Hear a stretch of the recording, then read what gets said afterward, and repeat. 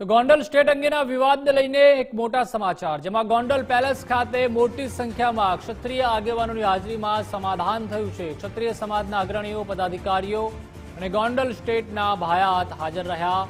યદુવેન્દ્રસિંહ અને ગોંડલ મહારાજા સાહેબ હિમાંશુસિંહજી એક મંચ પર દેખાયા।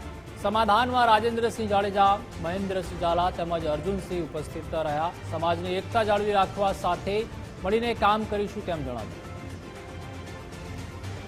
એસોસિએટ એડિટર ધર્મેશ વૈદ્ય જોડાઈ ચૂક્યા છે। ધર્મેશ, જે રીતે સમાધાન થઈ ગયું છે, ગોંડલ પેલેસ ખાતે મોટી સંખ્યામાં ક્ષત્રિયો હાજર રહ્યા હતા અને જે નકલી સ્ટેટમેન્ટ સામે આવ્યું હતું કે નકલી રાજવી છે, તેને લઈને સમાધાન થયું છે। પ્રતિપાલસિંહ, ગોંડલ સ્ટેટ અંગેના વિવાદનો અત્યારે જે સમાચાર મળ્યા સુખદ અંત આવ્યો છે।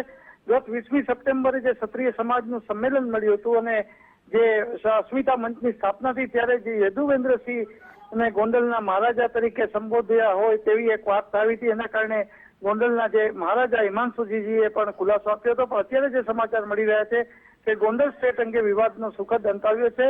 ગોંડલના પેલેસ ખાતે મોટી સંખ્યામાં ક્ષત્રિય સમાજના અગ્રણીઓ હાજરીમાં સમાધાન થયું છે।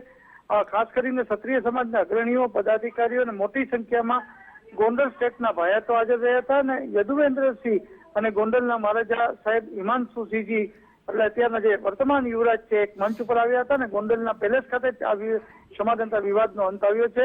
આ સમયે રાજેન્દ્રસિંહ જાડેજા, મહેન્દ્રસિંહ ઝાલા તેમજ અર્જુનસિંહ સરવૈયા સહિત ઉપસ્થિત રહ્યા હતા। સમાજની એકતા જાળવી રાખવા સાથે મળીને કામ કરશે તેવો પણ ઉલ્લેખ કર્યો છે। આમ અસલી અને નકલી જે કહેવાય કે યુવરાજની જે વાત હતી એ સમગ્ર પ્રકરણ ઉપર વિવાદનો સુખદ અંત આવ્યો છે। જી આભાર ધર્મેશ, સમગ્ર માહિતી સાથે જોડાવા બદલ।